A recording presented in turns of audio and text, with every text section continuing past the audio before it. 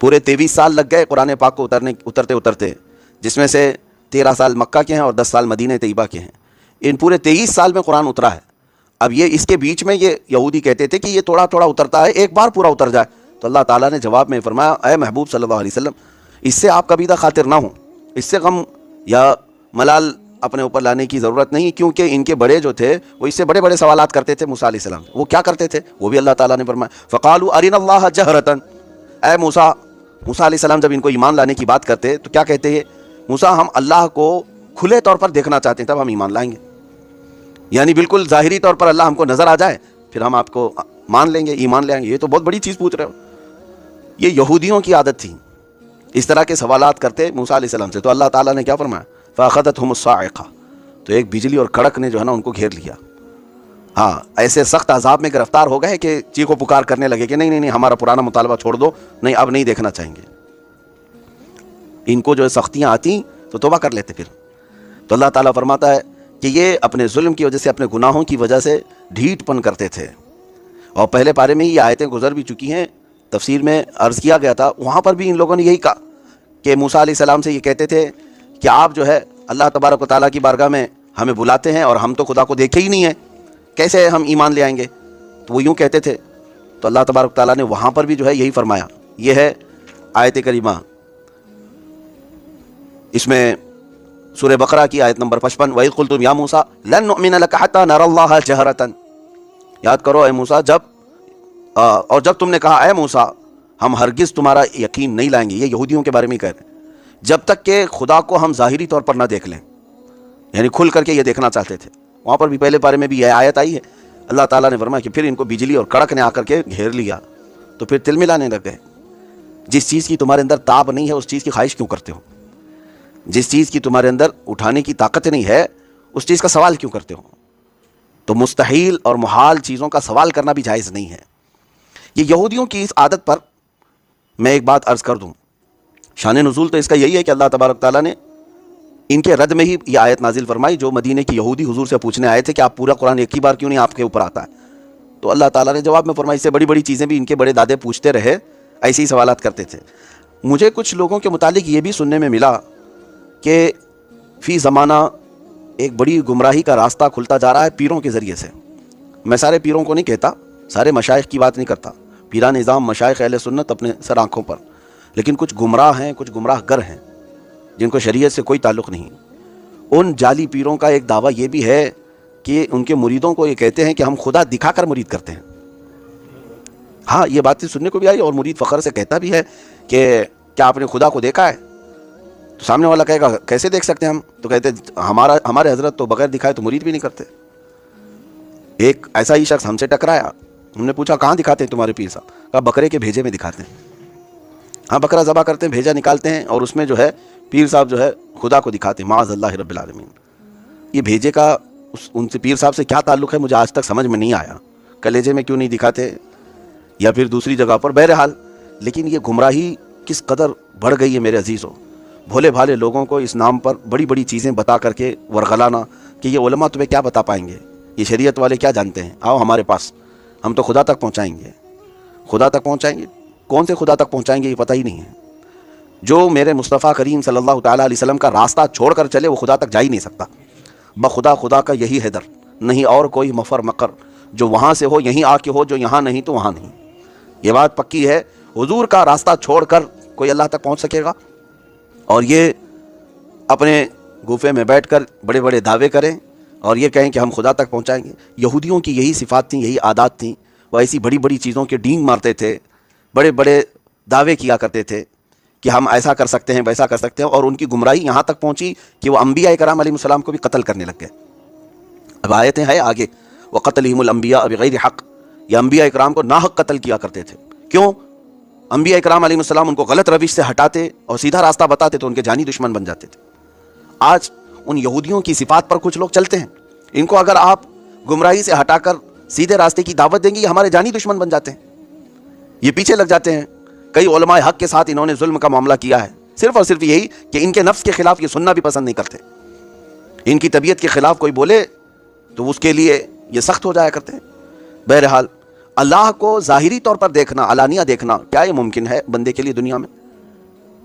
اس کے لیے ائمہ اکرام سبوں نے یہی اتفاق کے ساتھ بیان فرمایا. قرآن خود کہتا ہے لا تدرکہ الابصار وہو یدرک الابصار، کوئی آنکھ اسے گھیر نہیں سکتی، بلکہ وہ سارے لوگوں کی آنکھوں کو اللہ تبارک تعالیٰ اپنے علم سے احاطہ کیا ہوا ہے. اور اگر آنکھوں میں وہ سما گیا تو وہ محدود ہو گیا، تو کوئی آنکھ ہے ہی نہیں. یہاں تک کہ معراج کی شب حضور پاک صلی اللہ تعالیٰ علیہ وسلم نے جو رب ذوالجلال کو اپنے آنکھوں سے دیکھا، اس میں بھی کئی اختلافات آئے. اس کی وجہ یہ، میں ان اختلافات کا ذکر نہیں کر رہا، لیکن وہ حضور پاک کی شان تھی، ان کی خصوصیت تھی، اللہ جسے عطا کرے. لیکن دوسرے بندوں کے لیے یہ ممکن نہیں ہے. اور اس طرح کی طلب رکھنا بھی جو چیز محال ہے، مستحیل ہے، ناجائز و حرام ہے. مانگنے کے سلسلے میں بھی اگر آپ کو یہ کہہ دیا جائے کہ جو چاہے اللہ سے مانگ لو، تو اس میں بھی لمٹ ہے میرے عزیز.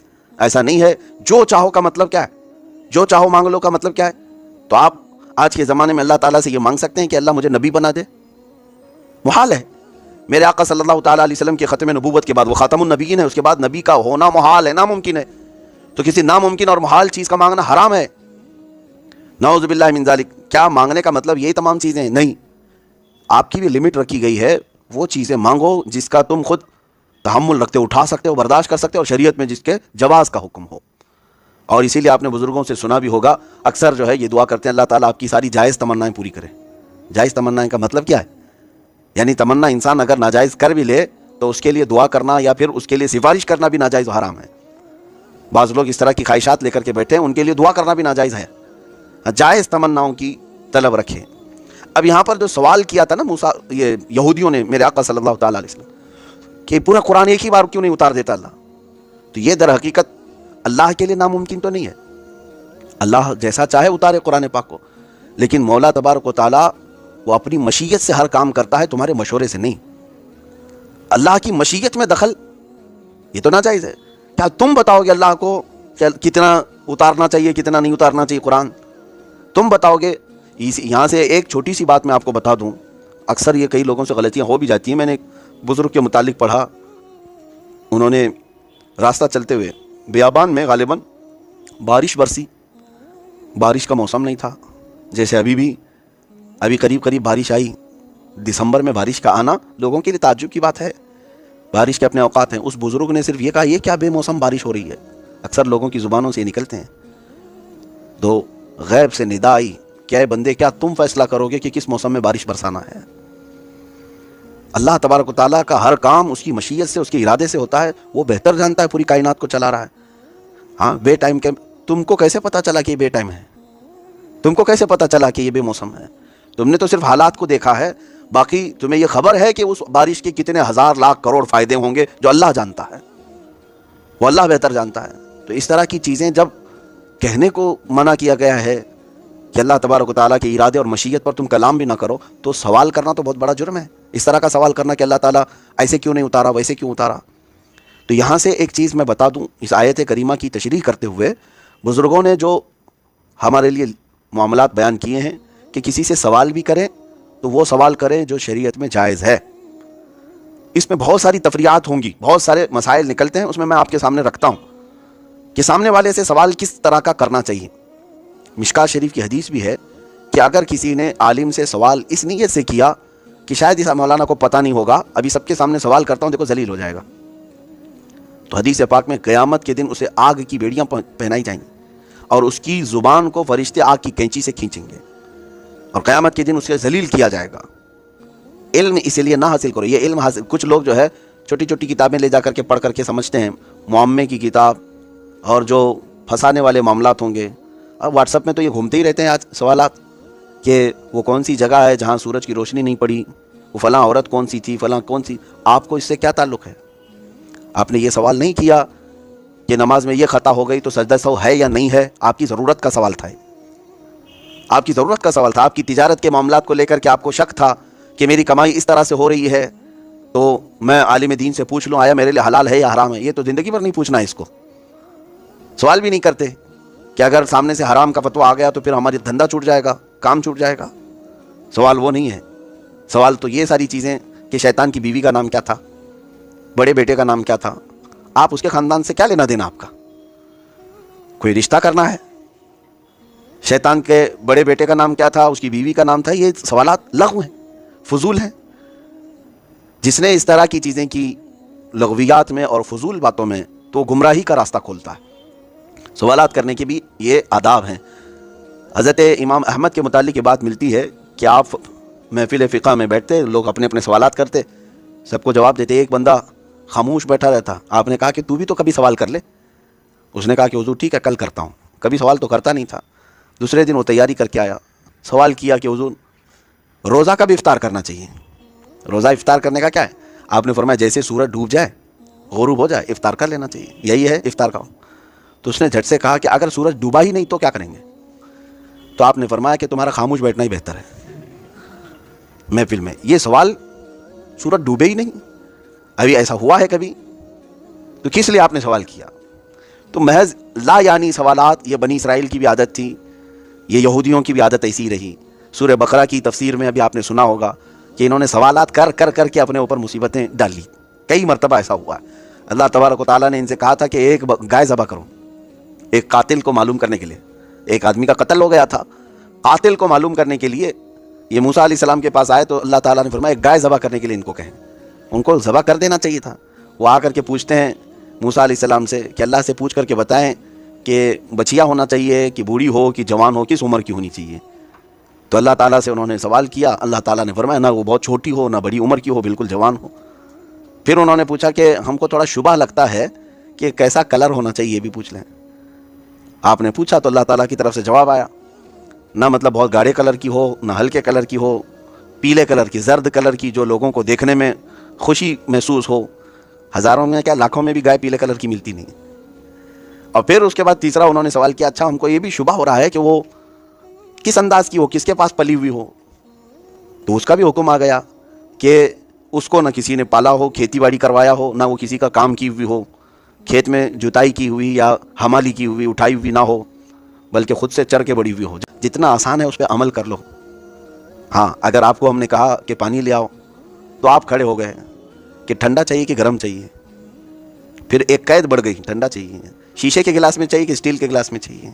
तो ये तो आप खुद सवालात बढ़ाते जा रहे हैं ना। और उसके बाद फिर बिस्लरी का चाहिए कि बोरिंग वाला चाहिए कि मटके का चाहिए, ये तो आप सवालात बढ़ाते जाएंगे, वो कैद बढ़ती जाएगी। जब मुतलक हुक्म आए तो उसी पर अमल कर ले जाने में आपका हुक्म पूरा हो जाएगा। अब बनी इसराइल के इन सवालात के बाद यहाँ पर एक चीज़ और भी, अल्लाह तबारक व तआला से उन्होंने क्या कहा था कि हम अल्लाह को ज़ाहिरी तौर पर देखना चाहते हैं। इस तरह के ख्वाहिशात करना जो मतलब तुम्हारे लिए मुस्तहील है और मुहाल है, ये भी जायज़ नहीं। अब यहाँ पर रुक करके मैं बताता हूँ कि कुछ लोग जो है दुआओं को डाइवर्ट कर चुके हैं आज। हाँ, ये एक बड़ा गंभीर मसला है। अल्लाह तबारक व तआला से दुआ करना, सवाल करना, वो तुम्हारी आखिरत के लिए है और तुम्हारी दीन के लिए है। जैसे अल्लाह ताला ने कुरान में खुद सिखाया ना, रब्बना आतिना फिद दुनिया हसना, तुम दुआ करो कि अल्लाह हमें दुनिया में अच्छी चीज़ अता कर और आखिरत में भी अच्छी चीज़ अता कर, वो फिल आखिरती हसना। तो इसमें सब कुछ आ गया। लेकिन अब जो है कई लोगों का तरीका ये है, मिसाल के तौर पर चंद दिनों पहले एक खातून हमसे सवाल करने लगी कि पिछले 6 साल से मैं तहज्जुद की नमाज़ पढ़ रही हूँ, तवज्जो चाहता हूँ, पिछले 6 साल से वो तहज्जुद की नमाज़ पढ़ रही है। इतनी बात तो बहुत अच्छी है। इस ज़माने में पुरफितन दौर में कोई अगर लड़की तहज्जुद की नमाज़ पढ़ती है तो कमाल की बात है। बाकी पढ़ती होगी तभी तहज्जुद पढ़ती होगी। मैंने तारीफ़ भी किया और दुआ भी किया, बहुत अच्छा है बेटा, तहज्जुद की नमाज़ पढ़ती है और कभी दुआ मिस नहीं करती रात के वक्त, वजीफ़ा और दुआ। लेकिन आखिर में जो उसने कहा वो किस लिए, कि उनको किसी शख्स से मोहब्बत है, प्यार है, कि वो तहज्जुद में अल्लाह से उसको मांगती रहती है। अल्लाह अकबर, तुम्हारे 6 साल की तहज्जुद वो एक लड़के के लिए थी, अल्लाह के लिए नहीं। इबादतों को तुमने दुनिया हासिल करने का ज़रिया बनाया। अरे कोई जायज़ चीज़ के सवाल के लिए अगर हमसे कोई ये पूछता कि मैं पिछले 10 साल से रात को उठ करके तहज्जुद पढ़ता हूँ या दुरूद पढ़ता हूँ, मेरी तमन्ना यह है कि मेरे आका को एक बार देख लो, ये बात तो थी कमाल की कि तुमने एक बहुत बड़े मकाम के लिए अपने आप को तुम एक मजाजी इश्क और मोहब्बत के लिए तहज्जुद की बात कर गए। मेरे अजीज़ों, इबादत जो है वो खालिस अल्लाह की रज़ा के लिए, तुमने इसको हथियार बनाया। कई लोगों के यहाँ वजीफ़े सिर्फ इसीलिए चल रहे हैं, दुनिया के लिए वजीफ़े। हाँ, किसी की बीवी रूठी है तो उसको वजीफ़ा चाहिए, किसी का शोहर काबू में करने के लिए उसको भी वजीफ़ा चाहिए। तुम्हें अल्लाह और उसके सिफ़ात, अल्लाह रब्बुल इज़्ज़त के नाम और उसके सिफ़ात सिर्फ दुनियावी مفاد حاصل کرنے کے لیے استعمال کرنا ہے. بہت سارے لوگ تو یہ وظیفے بھی بتا رہے ہیں نا, اس چیز کے لیے یہ وظیفہ, اس چیز کے لیے یہ وظیفہ. میرے عزیزو تھوڑا ہوش میں آؤ.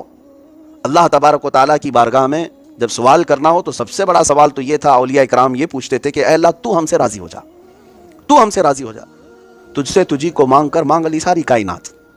اگر وہ راضی ہوا تو پھر بچا کیا ہے, جو چاہو گے وہ تمہیں مل جائے گا.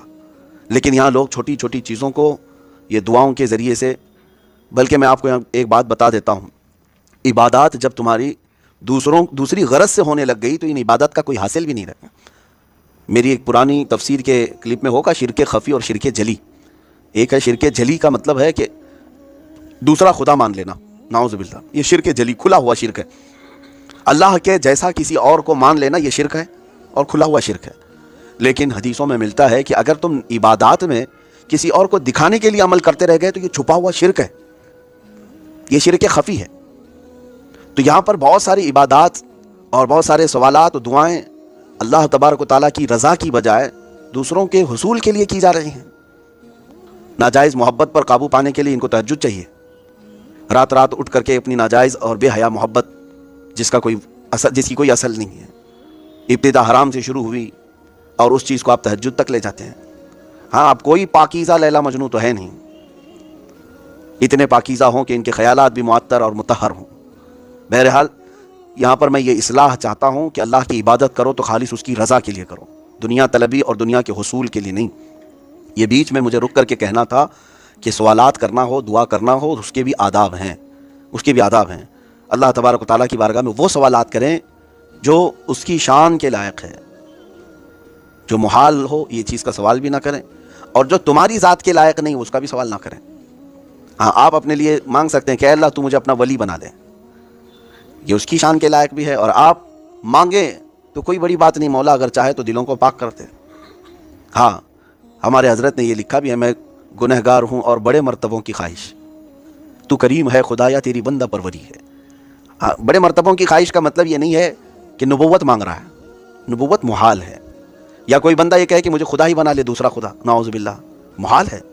ان تمام چیزوں کو ذہن میں رکھنا چاہیے, وہ سوال بھی جائز نہیں ہے جو محال ہے. بہرحال یہودیوں کا یہ سوال جو میرے آقا صلی اللہ تعالیٰ علیہ وسلم سے تھا وہ تو صرف مذاق کے لیے تھا. اکثر ان کے سوالات حضور پاک کے پاس جو آتے تھے یہ جانچنے کے لیے لاتے تھے, یا اپنی کتابوں میں جو تورات میں انجیل میں پڑھے ہوئے ہوتے اور یہاں چیک کرنے کے لیے آتے تھے کہ دیکھتے ہیں ویسا ہی ہے ان کے پاس یا نہیں. اصحاب کہف کے بارے میں بھی یہ پوچھنے کے لیے آئے تھے کہ بتائیں ان کے کتنے لوگ تھے اصحاب کہف, 6 تھے, 7 تھے, 8 تھے, یہ بھی سوال ہے. کبھی سوال یہ بھی کیا کہ چاند شروع میں دبلا پتلا رہتا ہے, پھر بڑھتا ہے, پھر گھٹتا ہے, اس میں کیا حکمت ہے. چاند کے بارے میں سوال کیا. یسألونک عن الروح, روح کے بارے میں سوال کیا, روح کیا چیز ہے. بہت سارے سوالات ہوئے, لیکن ان میں سے یہودی جو سوال کرتے تھے وہ خاص طور پر سامنے والے کو ناپنے کے لیے, یعنی رسول پاک صلی اللہ تعالیٰ علیہ وسلم کے علم کو دیکھنے کے لیے اور ان کے اوپر اتری ہوئی آیات کو چیک کرنے کے لیے, اپنے سے ملانے کے لیے کرتے تھے. اور رب ذوالجلال نے قرآن پاک میں بلکہ دیگر مقامات پر میرے نبی کو سارے علوم عطا کر دیا تھا, اور خود فرمایا وَعَلَّمَكَ مَا لَمْ تَكُنْ تَعْلَمْ, ہم نے آپ کو وہ ساری چیزیں سکھا دی جس کا آپ کو علم نہیں تھا. تو جب کوئی سوال لے کر آتا میرے آقا صلی اللہ علیہ وسلم اسے تشفی بخش جواب بھی دیتے تھے. اچھا, اب یہاں پر یہودیوں کی بہت لمبی چوڑی باتیں مجھے پیش کرنی بھی تھی, کیونکہ اب ان کی داستان شروع ہو رہی کافی آگے تک. یہود و نصارہ یہ ٹاپک رہے گا. ان آیات کا تقریباً یہاں سے لے کر کے 10-12 آیتیں اسی موضوع پر ہیں, اور انہوں نے عیسائیوں کے ساتھ کیا کیا گل کھلائے ہیں. آج یہ دونوں بھائی بھائی بن کر کے بیٹھے ہوئے ہیں, یہودی اور عیسائی. ان کا دونوں کا متفقہ ٹارگیٹ جو ہے اسلام ہے. جب دشمن سیم ہوتا ہے تو بھائی بن جاتے ہیں. ایسا ہوتا ہے, انسان کی فطرت ہے کہ آپ کو دشمنی ہو گئی میرے سے, تھوڑے دنوں کے بعد دیکھتے ہیں کہیں دور کا کوئی دشمن نکلا تو یہ آپ وہاں اس کو بلا لیتے ہیں, آ جاؤ ہم دونوں ساتھ میں لڑتے ہیں. تیسرا کوئی اور ملا, چاہے وہ کتا ہی کیوں نہ ہو, تو بھائی ہے ہمارا, کیونکہ ہمارا دشمن سب کا سیم ہے. تو کتا بھی, بکرا بھی, خنزیر بھی سب مل جاتے ہیں. دشمنی جو ہے سب کو ملا. آپ کو حیرت ہوگی, میں یہ یوں ہی نہیں کہہ رہا, یہودی اور عیسائی اتنے کٹر دشمن کہ انہوں نے اتنا قتل عام کیا کہ دنیا میں اتنا قتل کسی نے نہیں کیا ہوگا. عیسائیوں نے یہودیوں کو مارا ہے. ہاں, یہ بڑے سیدھے بنے گھومتے ہیں نا یہ آج عیسائی, کہ امن کے دائی ہیں, ہم جو ہے پیس چاہتے ہیں, شانتی چاہتے ہیں. کہاں کی شانتی, ساری شانتی کو دنیا کے بھنگ کیا ہے تو عیسائیوں نے کیا ہے. قتل عام کیا تھا یہودیوں کا.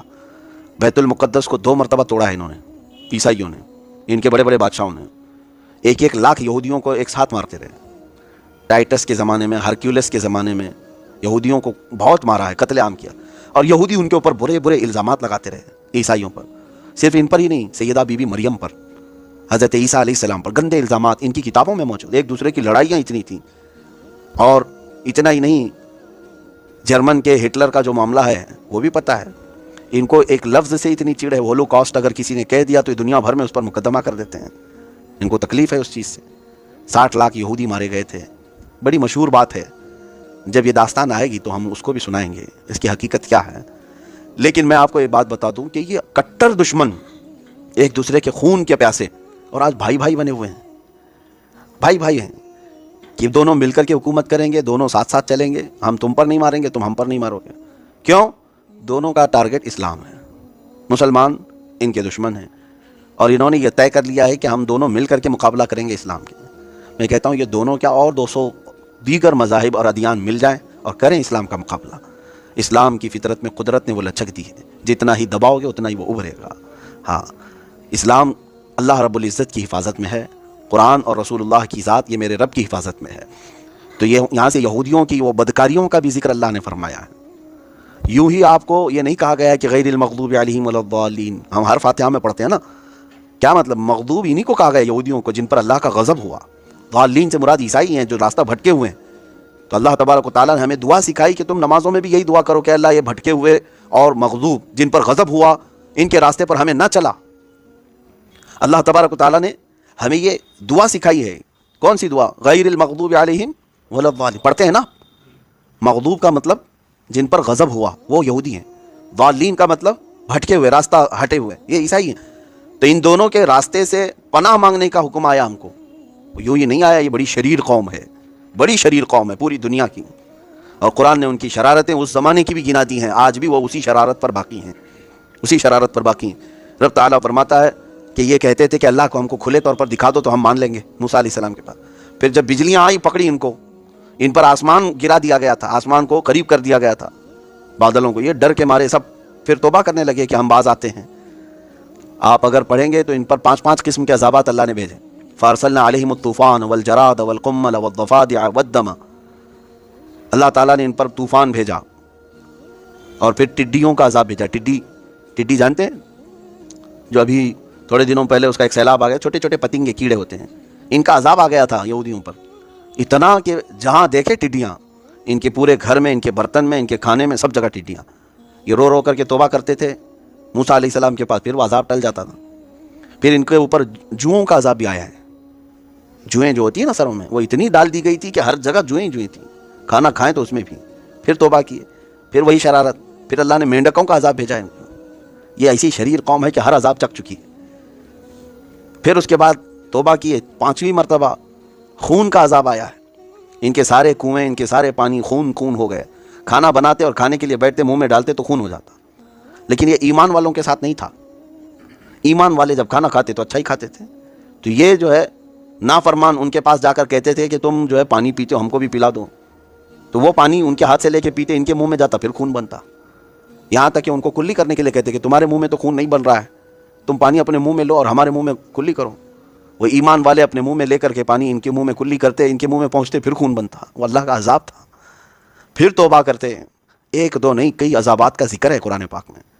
تو ان عذابات کو اللہ تبارک و تعالیٰ نے بار بار ان سے دور بھی کیا، ان کی توبہ کو قبول کیا۔ میں کہتا ہوں عربوں کی تباہی کا وقت قریب آ چکا ہے، ان کا انجام ہے ابھی قریب، کیونکہ حدیث میں میرے آقا نے فرمایا وَيْلٌ لِّلْعَرَبْ مِنْ شَرٍّ قَدِ اقْتَرَبَ، عربوں کے لیے تباہی ہے ان قریب ایک ایسی برائی جو ان کے پاس آ رہی ہے۔ پوچھا گیا کون سی برائی ہے؟ کہا اس وقت تک قیامت نہیں آئے گی جب تک عرب کے قبیلے شرک اور بت پرستی میں مبتلا نہ ہو گئے ہیں، انہوں نے اپنی زمینوں پر شرک اور بت پرستی شروع کر دی۔ یہ میرے مخبر صادق صلی اللہ تعالیٰ علیہ وسلم نے جو بیان فرمایا وہ عربوں کی تباہی بہت قریب آئی، اور اس کے بعد ہی امام مہدی کا ظہور ہے۔ یہ جو آپ کو میں حالات بتا رہا ہوں، پوری دنیا اتنی پریشان ہوگی کہ لوگوں کی جانیں بہت کثرت سے جا رہی ہوں گی، تو لوگ گڑ گڑا کر دعا کر رہے ہوں گے کہ مولا امام مہدی کو ظاہر کر دے، امام مہدی کو ظاہر کر دے۔ اور رمضان کا مہینہ ہوگا، لوگ عمرے پر ہوں گے اور لوگ وہاں پر طواف میں مشغول ہوں گے، تو کئی ابدال اقطاب اولیاء کی دعا پر رب تعالیٰ مقام ابراہیم اور حجر اسود کے بیچ میں امام مہدی کا ظاہر فرمائے۔ امام مہدی کوئی آسمان سے آنے والے نہیں، وہ زمین کے کسی سوراخ سے نکل کر کے آنے والے، بلکہ میرے آقا نے فرمایا مہدی جو پیدا ہوں گے وہ مدینے मदीने में होंगे और उनके बाप का नाम भी हुजूर के बाप के नाम पर होगा। मेहदी का नाम मोहम्मद होगा, उनके बाप का नाम भी अब्दुल्ला होगा। हुजूर पाक सल्लल्लाहु अलैहि वसल्लम ने सारी निशानियां बताई। मैं क्यों जिक्र कर रहा हूँ इमाम मेहदी का? इसलिए जिक्र कर रहा हूँ कि उनके जाहिर होते ही पूरी दुनिया में ऐसी तब्दीली आएगी, ऐसी तब्दीली आएगी। फरमाया गया कि शेर और बकरी एक साथ चल रहे होंगे, शेर बकरी पर हमला नहीं करेगा, अमन का वो माहौल आएगा कि कोई किसी पर जुल्म नहीं कर रहा होगा। इसीलिए मैं जिक्र कर रहा हूँ, काश हमारी उम्रें ऐसी हों कि इमाम मेहदी के ज़हूर पर हम जिंदा रहें, वरना उससे पहले जाने वाले हैं तो हमारा कोई ठिकाना, कोई भरोसा नहीं किस हाल में दुनिया से जाने वाले। हुजूर पाक सल्लल्लाहु तआला अलैहि वसल्लम फरमाते हैं, तुम कब्रिस्तान के पास से गुजरोगे, कब्रों वालों को देख करके तुम ये तमन्ना करोगे, काश इसकी जगह मैं सोया होता तो ज्यादा अच्छा होता। इसलिए कि वो फितनों से महफूज चला गया। आज के दौर में जो फितने हैं वो नहीं देख रहा है, वो देखा भी नहीं। और हम जो जिंदा हैं पता नहीं और कौन कौन से फितने देख। आज एक ही एनर्जी पर आपकी रोक लगा दी जाए तो दुनिया में हमारी जिंदगी ठप पड़ सकती है। आपको पता है तेल और गैस के मामलात में आज दुनिया जूझ रही है। सिर्फ ये इंडियंस का मसला नहीं है, तकरीबन दुनिया का। और आपको अंदाजा होना चाहिए ये जो जंग चल रही है अमेरिका, ईरान, इजराइल के बीच में, सबको खबर है तकरीबन, आज इंटरनेट से सब लगे हुए हैं और खबरें लेते रहते हैं। ईरान के पास एक होर्मुज स्ट्रेट है जिससे सारे शिप्स गुजरते हैं। दुनिया वहां से अपने तेल और गैस और फर्टिलाइजर की खपत करती है, लेती है, देती है। लेकिन हैरत की बात यह है पूरी दुनिया वहां से जो ट्रेड करती है वो सिर्फ 25% है, 75% नहीं, 25% वहां से तेल दुनिया का आता है। मुझे हैरत इस बात की होती है कि ईरान ने सिर्फ 25% पर रोक लगाई तो अभी दुनिया की हालत ये है। सिर्फ अभी 20-25% को रोका गया है, सप्लाई चेन रुक गई है, तो अभी से लोग पैनिक होना शुरू हो चुके हैं। ये तो अभी आपको अंदाजा नहीं, चंद दिनों के बाद जो हालात आने वाले हैं, अल्लाह ही खैर करे। शायद हम लोग लॉकडाउन से भी बुरी हालत की तरफ जा सकते हैं, अल्लाह बचाए। ये तो सिर्फ 25% पर अगर किसी ने रोक लगाई है तो दुनिया पैनिक हो रही है। मेरे अजीजों, वो वक्त आएगा, मेरे आका सल्लल्लाहु तआला अलैहि वसल्लम ने जो क़यामत के करीब होने वाली निशानियां बयान फरमाई, उसमें से बड़ी निशानियों में एक निशानी ये भी है कि कत्ल और खून रेजी बहुत बढ़ जाएगी, इतनी ज्यादा कि एक बाप की अगर 100 औलाद हैं तो 99 मर जाएंगे और एक बचेगा। कत्ल और हर्ज इतना बढ़ जाएगा, माल की कसरत हो जाएगी, ये भी हदीस पाक में है जो क़यामत की निशानियां हैं उसमें। और ये जो हालात हैं, अभी किसी ने एक हदीस भी सोशल मीडिया पर नशर करके बहुत वायरल किया था, उस पर भी मैं आपसे गुफ्तगू करूं। एक हदीस मिलती है, इज़ा रअयतुम उमूद अहमर क़िबल अल-मशरिक़, जब ईस्ट की तरफ से, अब ये तो एरिया पूरा मिडल ईस्ट ही है, मशरिक की तरफ से तुम आग का सुतून देखो तो हुजूर फरमाते हैं फद्दखिरू तआम सनतिकुम, तो अपने एक साल का खाना जमा कर लो। और उसमें हदीस में यह भी कहा गया है इज़ा रअयतुम उमूद अहमर उमूद नारिन अहमर, ऐसा हदीस के अल्फाज हैं, फी शहरी रमजान। हदीस में यह मिलता है कि रमजान के महीने में जब मशरिक की तरफ तुम आग उगलती हुई देखो तो अपने साल भर का खाना पानी जमा कर लो। अब एक तरह से इस हदीस पर जो कलाम है वो भी मैं अर्ज कर दूं।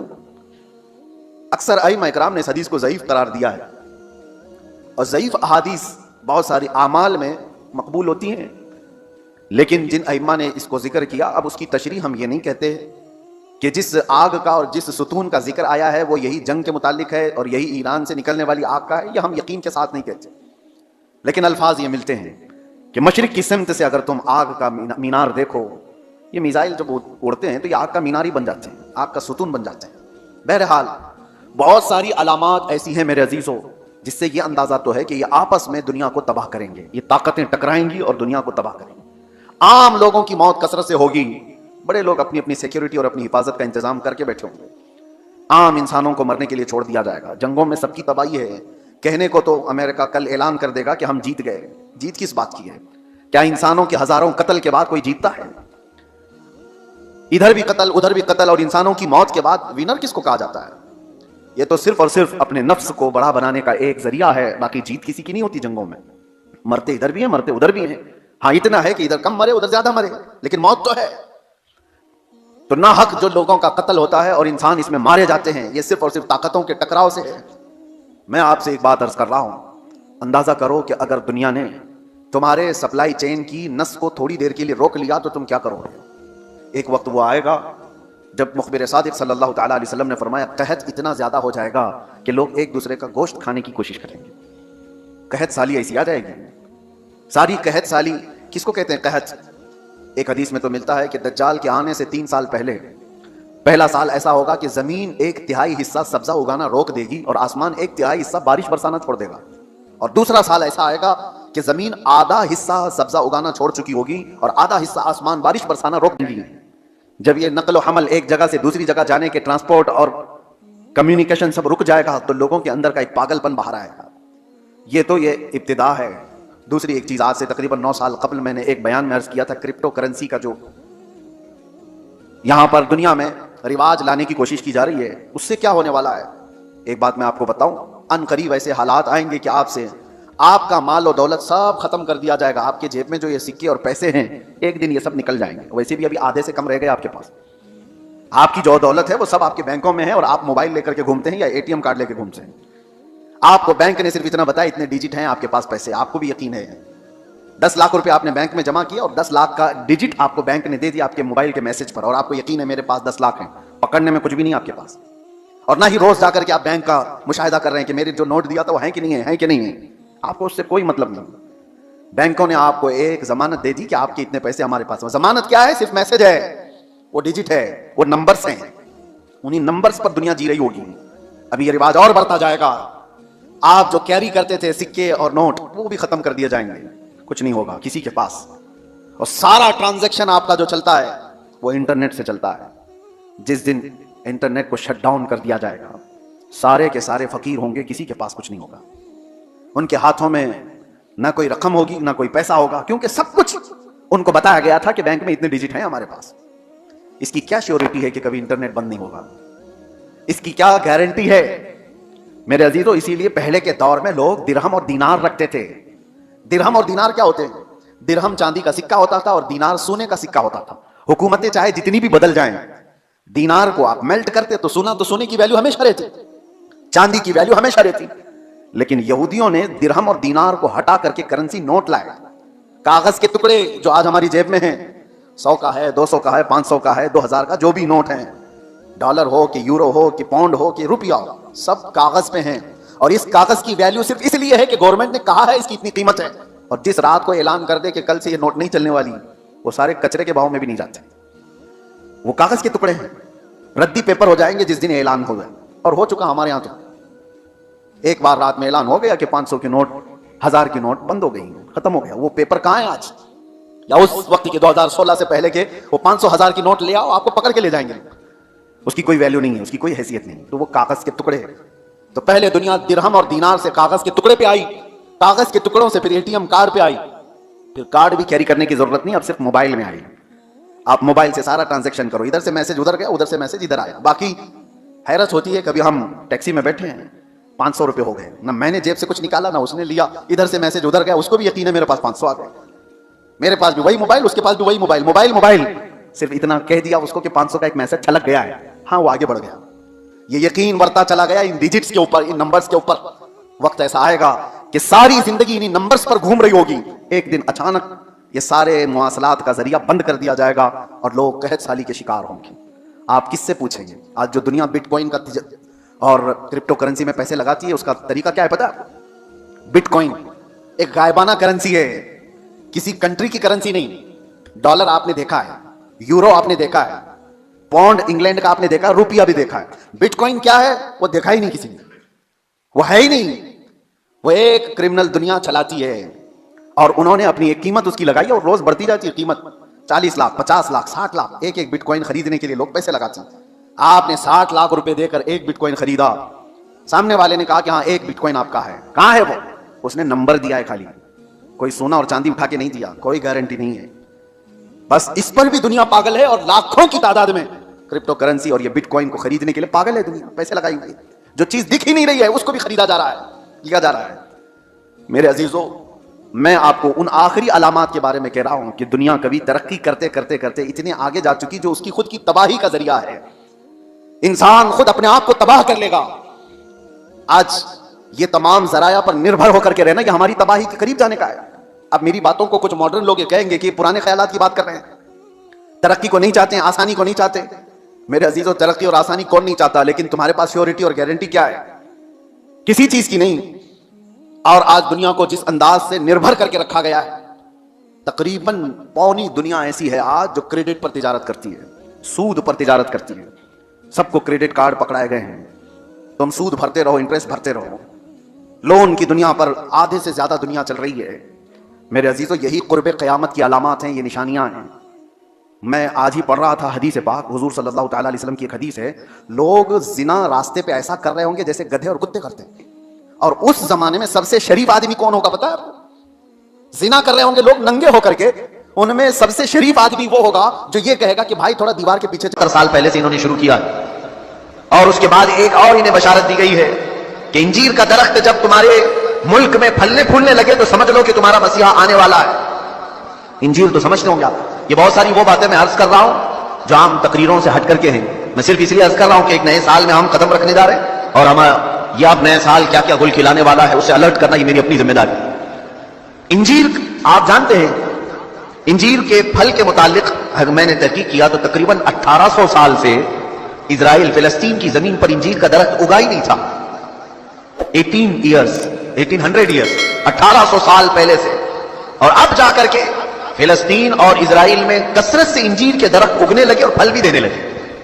ان کی ایک بشارت میں یہ بھی لکھا گیا ہے، انجیل میں یہ عبارت موجود ہے کہ مسیح دروازے پر کھڑا ہوگا جب تمہارے ہاں انجیر پھل دینے لگے، مسیحا تمہارے دروازے پر کھڑا ہوگا۔ یہ عبارتیں پڑھ کر میں بہت شوق ہوا، کتنی اس میں سچائی ہے وہ اللہ بہتر جانے۔ اس کے علاوہ یہ بھی انہیں کہا گیا تھا یہودیوں کو کہ جب تمہارے ہاں ایک گائے لال بچیا کو جنم دے، اور وہ لال بچیا ایسی ہو کہ اس کو کسی نے اپنی ملکیت میں نہ رکھا ہو، اس سے کسی نے کام نہ کرایا ہو، اور وہ جوانی میں اس لال بچیا کو تم قربان کرو اور بڑی مقدس عبادت گاہ میں اس کی راکھ ڈالو، تمہارا مسیحا اتر کر آ جائے۔ یہ بھی کتاب میں لال بچیا، گائے کی لال بچیا، سمجھ رہے ہوں گے آپ، ایک بچڑی۔ اور ابھی کی نیوز یہ ہے کہ اسرائیل میں ایک لال بچیا پیدا ہوئی اور جس کی حفاظت یہ کر رہے ہیں۔ اور کل کی نیوز میں نے یہ دیکھا، ایک عیسائی بہت بڑے سائنٹسٹ ہے اور وہ اپنی ویب سائٹ میں یہ ساری اپڈیٹس دیتے رہتا ہے۔ میں ان کی سب کی خبروں کو 100% یقین کے ساتھ نہیں بیان کر رہا ہوں، محض میں آپ کے دماغ کو قریب کرنا چاہ رہا ہوں، اس بات کو آپ تسلیم کر لیں۔ لال بچیا کا پیدا ہونا یہ تو جگ ظاہر ہے، سارے لوگ جانتے ہیں، سوائے ان لوگوں کے جو لوگ ٹک ٹاک میں مصروف ہیں۔ باقی جن کو اسلام یا تاریخ سے دلچسپی ہے یا وہ اپڈیٹس لیتے ہیں دنیا میں کیا ہو رہا ہے، انہیں پتا ہے کہ اسرائیل میں بھی کیا ہو رہا ہے۔ لال بچیا پیدا ہو گئی، اس کی حفاظت بھی ہو رہی ہے۔ کل خبر یہ ملی کہ اس کو قربان بھی کیا گیا ہے۔ یہ اور بات ہے کہ اس کی بھیٹ نہیں چڑھائی گئی۔ اب تیسری بشارت یہ بھی سنیے کہ کب یہ دجال ظاہر ہوگا، کب یہ مسیحا ان کا آئے گا۔ یہ ہمارا مسیحا نہیں، دجال یہودیوں کے لیے ہو سکتا ہے مسیحا، ہمارے لیے وہ سب سے بڑا فتنہ ہے۔ اس کی آخری علامتوں میں یہ بتایا گیا ہے کہ جو عبادت خانہ تمہارا ختم کر دیا گیا ہے، وہ عبادت خانہ جب تعمیر ہوگا تو تمہارا مسیحا آسمان سے اتر جائے گا۔ یہ عیسائیوں کی کتاب میں ہے، تو آسمان سے اترنے کا ذکر عیسیٰ علیہ السلام کے لیے ہو سکتا ہے، لیکن دجال کے آنے کا ذکر کہیں یہ نہیں آیا ہے کہ وہ آسمان سے آئے گا کہ زمین سے آئے گا۔ البتہ اتنا ہے کہ وہ ظاہر ہوگا۔ اب وہ کیا ہے عبادت خانہ جو ان کا توڑا گیا، یہ بڑی لمبی تاریخ ہے۔ آج جہاں پر بیت المقدس ہے، مسجد اقصی، اس کے قریب میں روایات میں یہ ملتا ہے کہ یہ در حقیقت سیدنا سلیمان علیہ الصلوۃ والتسلیم نے تعمیر کیا تھا۔ حضرت داؤد علیہ السلام نے کام شروع کیا اور اس کی تکمیل ان کے بیٹے حضرت سلیمان علیہ السلام نے مکمل کی، اور قرآن پاک میں اس کا ذکر بھی ہے۔ سورہ احزاب میں اللہ تعالیٰ نے اس کی تعمیر کا ذکر بھی فرمایا، حتیٰ کہ جنات نے اس کو تعمیر کیا ہے، مسجد اقصی۔ اسی کے ساتھ میں ایک ہیکل تھا، ایک بڑا قلعہ تھا، سلیمان علیہ السلام نے اس کو اپنی حکومت کا دارالخلافہ بنایا تھا، یعنی اس زمانے کی وہ پارلیمنٹ تھی، اور سارے اس زمانے میں جو یہودی تھے، اہل ایمان یہودی، ان سب کی عبادت کا وہ مرکز تھا۔ یہودیوں کے لیے پہلے ہر جگہ عبادت کرنے کی اجازت نہیں تھی، ان کے لیے مخصوص عبادت خانے تھے۔ یہ تو امت مصطفیٰ کی خصوصیت ہے، جہاں بھی زمین پاک ہے اللہ نے ہمیں عبادت کی اجازت عطا فرمائی، لیکن ان کے لیے ایسا نہیں، جو مخصوص جگہ ہے وہیں جا کر کے پڑھنا ہے۔ تو ہیکل سلیمانی اس کو کہا جاتا ہے، ہیکل سلیمانی جو حضرت سلیمان علیہ السلام نے بنایا تھا۔ توجہ چاہوں گا، بہت قریب میں آ رہا ہوں۔ یہودیوں کی پہلے سے فطرت میں خرابی رہی ہے، سرکشی رہی ہے، پہلے سے یہ قتل و غارت میں مصروف رہے، بے شمار انبیاء اکرام کو انہوں نے قتل کیا ہے، بہت سارے انبیاء اکرام علیہ السلام کا قتل کرتے تھے، وہ بھی قرآن پاک میں۔ تو ان کی نافرمانیاں جب حد سے بڑی تو اللہ تعالیٰ نے ان پر ایک ایسے ظالم و جابر کو مسلط کیا کہ وہ بادشاہ ان کو پوری طرح سے ایسا ڈسٹروائے کیا، وہ بابل کا تھا، عراق کا بادشاہ تھا، ختم کر دیا۔ یہاں تک کہ جو ہیکل سلیمانی تھی اسے توڑ پھوڑ دیا، اچھی طرح سے توڑا، توڑ کر کے تھوڑی بہت دیواریں باقی چھوڑ کر چلا گیا۔ یہودیوں کا قتل عام، کئی 100 سال گزرے، اس کے بعد ایران کا ایک بادشاہ جو ان کا ہمدرد نکلا، اس کو خسرو بھی کہتے ہیں، یہ بادشاہ نے یہودیوں کا ٹیمپل دوبارہ بنا کر کے دیا، دوبارہ بنایا، اور دوبارہ یہ ٹیمپل اس کو انگلش میں کہتے ہیں، جو ان کا ہولی ٹیمپل ہے، ہیکل سلیمانی ہے، دوبارہ اس کی تعمیر کیا، اور پھر کئی سو سال گزرے، پھر ایک بادشاہ ہرکیولس جس کو یہ کہتے ہیں، ہرقل اعظم، اس نے، یہ عیسائی تھا، یہودیوں پر حملہ کیا، پھر اس ٹیمپل کو توڑ دیا، اور ایسا توڑا کہ اس کی ایک اینٹ بھی باقی نہیں رکھی، ساری چیزیں ختم کر دی۔ اس میں بہت ساری چیزیں جو نایاب تھیں، جیسے تابوت سکینہ جس کا ذکر قرآن میں ہے، ایک صندوق تھا پچھلے نبیوں کے پاس، وہ موسیٰ علیہ السلام کے پاس بھی تھا، جس میں حضرت آدم علیہ السلام کا عصا تھا، بہت سارے نبیوں کے تبرکات تھے، بنی اسرائیل اس صندوق کو لے کر چلتے تھے ہر جنگ میں، کبھی بھی جنگ میں جانا ہو تو وہ صندوق لے کر جاتے تھے، اس کو تابوت سکینہ کہتے ہیں، اسے رکھ کر کے دعا کرتے تھے، اللہ ان کو فتح عطا کرتا تھا۔ وہ تابوت بھی ختم کر دیا گیا تھا، وہاں سے غائب ہو گیا تھا ہرکیولس کے زمانے میں، سب ختم ہوا، ٹیمپل دوسری مرتبہ ڈسٹروائے ہوا ہے، ڈیمولش کر دیا گیا ہے۔ یہ بات آپ کے دماغ میں رہے، 2 مرتبہ تعمیر ہوا اور 2 ختم کر دیا گیا، ہیکل سلیمانی۔ اس کے بعد صدیاں گزر گئیں، رسول کریم صلی اللہ تعالی علیہ وسلم کی تعلیمات نے دنیا کو روشن کیا، اور پھر عیسائیوں کا قبضہ جو بیت المقدس پر تھا، سیدنا عمر فاروق رضی اللہ تعالیٰ عنہ کے زمانے میں ان سے بھی اس مقدس مسجد کو آزاد کرایا گیا، اور مسجد اقصی مسلمانوں کا اس وقت سے لے کر کے ایک مقدس مقام بن کر رہی، کب سے؟ حضرت عمر فاروق رضی اللہ تعالیٰ عنہ کے زمانے سے آج تک۔ ہاں، بیچ میں ایک مرتبہ اور عیسائیوں نے اس پر غلبہ کیا تھا، تو سلطان صلاح الدین ایوبی رحمۃ اللہ علیہ نے بھی اس مسجد اقصی کو آزاد کرایا، اس کے بعد سے آج تک۔ لیکن اس کا کیا، جو ٹیمپل جو ٹوٹی، اب میں قریب آپ کے نتیجہ رزلٹ کے قریب آ رہا ہوں۔ جس عبادت خانے کو یہودی بہت مقدس مانتے تھے، ہیکل سلیمانی، یہ 2 مرتبہ ٹوٹ گیا ہے۔ اب سنیے کہ ان کی بشارتوں میں یہ تک لکھا گیا ہے، جس وقت تم اپنا عبادت خانہ تیسری مرتبہ تعمیر کرو گے، تمہارا مسیحا آ جائے گا۔ اب اخبارات اٹھاؤ، اب انٹرنیٹ پر جا کر یہ بھی سرچ کرو، 3rd ٹیمپل کیا ہے۔ میں نے یہ بھی پڑھا کہ ابھی کی نیوز ہے کہ اسرائیل میں یہ اعلان کیا گیا ہے کہ ہم 3rd ٹیمپل بنانے جا رہے ہیں۔ 3rd ٹیمپل کیا ہے؟ وہی ہیکل سلیمانی جس کے لیے یہ 70 سال سے فلسطینیوں کا قتل عام کر رہے ہیں، اور کتنی سرنگیں انہوں نے کھود کر کے دیکھی ہیں ہیکل سلیمانی کی باقیات کو ڈھونڈنے کے لیے۔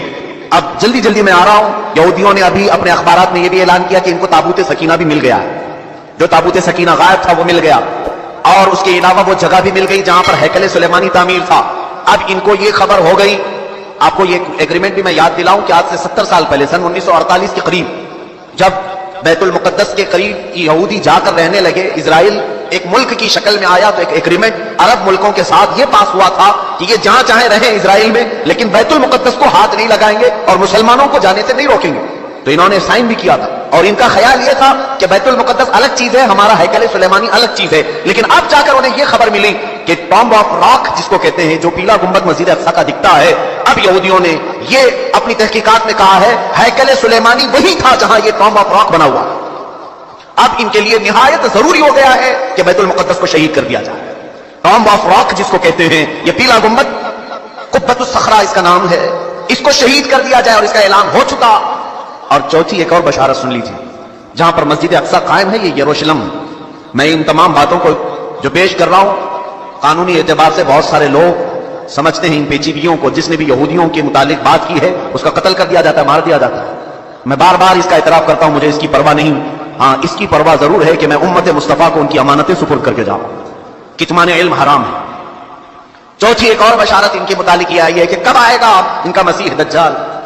یہ بھی کہا گیا ہے کہ یروشلم میں جب تمہاری حکومت کا سینٹر ہوگا، تب تمہارا مسیح اتر کر آ جائے گا، تمہارا مسیحا آ جائے گا۔ اب تک اسرائیل کا کیپٹل سٹی یروشلم نہیں تھا، آج تک نہیں تھا، اور آپ کو ابھی پچھلے صوبوں کے ساتھ میرے عزیزوں حالات بہت عجیب و غریب ہیں، لیکن میں یہ بتانے جا رہا ہوں کہ اب اگلے جو آنے والے دن ہیں یہ ہمارے لیے بڑے چیلنجز کے ہیں اور بہت بڑے فتنے کے ہیں۔ جو دجال کے آنے کی علامتیں بیان کی گئی تھی تقریباً وجود میں آ گئی۔ اور ایک سنیے، حدیث رسول کریم صلی اللہ تعالی علیہ وسلم کے اعتبار سے دریائے تبری کا ذکر ہے، ایک دریا ہے جو اسرائیل اور فلسطین کے بیچ میں بہتا ہے۔ اس دریا کے متعلق یہ بھی فرمایا گیا جس وقت دریائے تبری سوکھ جائے دجال ظاہر ہوگا۔ اب دریائے تبری کے متعلق ہم نے خبر معلوم کی تو صرف 2.5 فٹ پانی بچا ہوا ہے، 2.5 فٹ پانی بچا ہوا ہے۔ اب یہ تمام علامتیں کیا مسلمانوں کو بیدار کرنے کے لیے کافی نہیں ہے؟ پھر بھی آج ہم پورے طور پر ایسی غفلت کی نیند سو رہے ہیں جیسے ہمیں کچھ خبر ہی نہیں ہے۔ عزیزان گرامی وقار، قربان جاؤ میرے آقا کونین صلی اللہ علیہ وسلم کی خبروں پر۔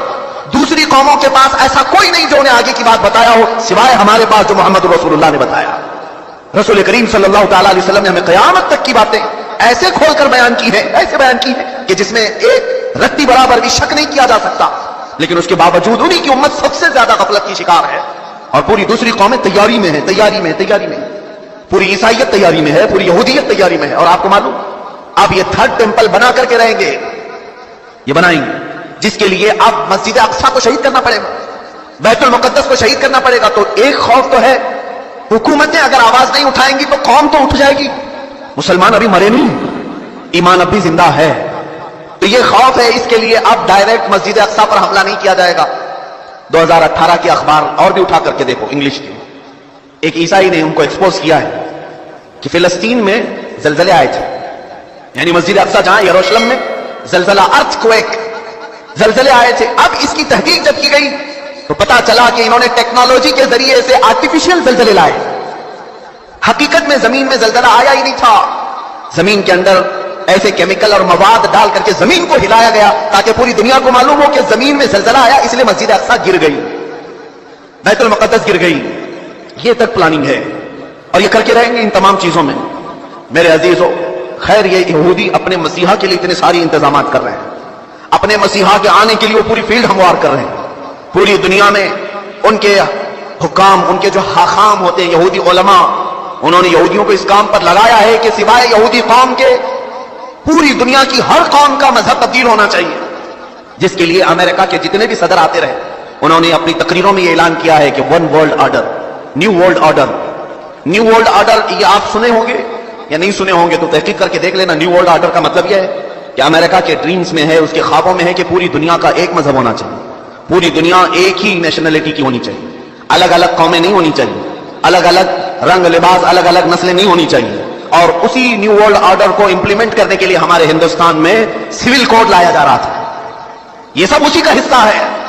یہاں آپ کیا سمجھتے ہیں کہ ہمارے اوپر تخت پر بیٹھے ہوئے ہیں، یہ بظاہر دیکھنے میں چائے والے ہیں لیکن ہیں حقیقت میں یہودیوں کے غلام، پوری طور پر انہیں پروموٹ کیا جاتا ہے اسرائیل سے، اور یہ وہ تمام چیزیں کرنے جا رہے ہیں۔ پوری انڈیا کو کیش لیس کر دو، یہ بھی باتیں میں نے ابھی چند دن پہلے بتائی، کیش لیس کر دو، صرف ان کو اے ٹی ایم پر رکھو، کوئی بھی کیش نہیں رکھ سکتا۔ جانتے ہیں آپ کیوں؟ گورنمنٹ کے پاس ہے تمہارے آدھار کی تمام تفصیلات، آدھار کارڈ سب نے بنائے، ہم نے بھی بنائے، ہماری آنکھوں کے بھی، ہمارے ہاتھوں کے بھی، سب کچھ لے لیا گیا ہے، اور پھر ہمارے بینک کے سارے اکاؤنٹس کو آدھار سے جوڑا گیا ہے۔ جانتے ہیں آپ نے سارا اپنا مال بینک میں جمع کیا ہے، گورنمنٹ جس دن بھی چاہے آپ کا اکاؤنٹ ڈی ایکٹیویٹ کر سکتی ہے۔ آپ اگر ان کی باتیں نہیں مانتے، آپ ان کے ساتھ نہیں چلتے تو آپ کا اکاؤنٹ ڈی ایکٹیویٹ کر دیا جائے گا، جاؤ کیا کرو گے؟ اب تم نے تو سارا مال وہاں رکھا تھا۔ یہ غلام بنانے کے طریقے ہیں کہ ہم جو کہہ رہے ہیں وہ مان لو، ورنہ پھر تم بھوکے مر جاؤ، تمہارے پاس کچھ نہیں رہے گا۔ اور حدیث پاک میں یہ اس کی بھی بشارت آئی ہے، رسول کریم صلی اللہ تعالی علیہ وسلم نے فرمایا قیامت کے قریب ایک زمانہ ایسا آئے گا کہ لوگ انسان کا گوشت کھائیں گے۔ پوچھا گیا ایسا کیوں؟ کہا قحط کی وجہ سے، بھوک مری کی وجہ سے، سامان لینے کے لیے ان کے پاس مال نہیں ہوگا، پیسے نہیں ہوں گے، ایک دوسرے کو کاٹ کھائیں گے۔ اب یہ حدیث پاک میں ہے، اور وہ عمل لایا جا رہا ہے آج، اور شاید ابھی اگلے سالوں میں یہ سب امپلیمنٹ ہوگا۔ آسٹریلیا میں ایک چپ نکالی گئی ہے، غالباً اس کا نام IRF یا RIFD ایسا کچھ نام ہے، کرپٹو کرنسی، یا ایک چھوٹی سی چاول کے دانے کے برابر ایک میموری کارڈ ہے جو ہاتھ میں انجیکشن کے ذریعے سے ڈالا جاتا ہے، اور اس میں سارا ڈیٹیلز تمہارا موجود ہوگا، تمہارے دستاویزات، تمہارے جائیداد، تمہاری پراپرٹی، تمہاری آئیڈینٹی، تمہارے اکاؤنٹ کی ڈیٹیلز، سب کچھ اس کے اندر، اس چپ کے اندر ہوگا۔ اور جہاں آپ ٹچ کریں گے کسی اسکرین پر تو آپ کا سارے ڈیٹیلز آ جائیں گے، اور اسی کے ذریعے آپ کچھ بھی خرید سکتے ہو، مال میں کہیں پر بھی اپنے انگوٹھے کو اسکرین ٹچ کر کے اپنی ساری چیزیں خرید سکتے ہو، اس چاول کے دانے کے اندر تمہاری پوری تفصیلات ہو۔ یہ کرپٹو کرنسی آسٹریلیا کی کئی کمپنیوں میں آج امپلیمنٹ ہو چکی۔ یہ تمام حالات کی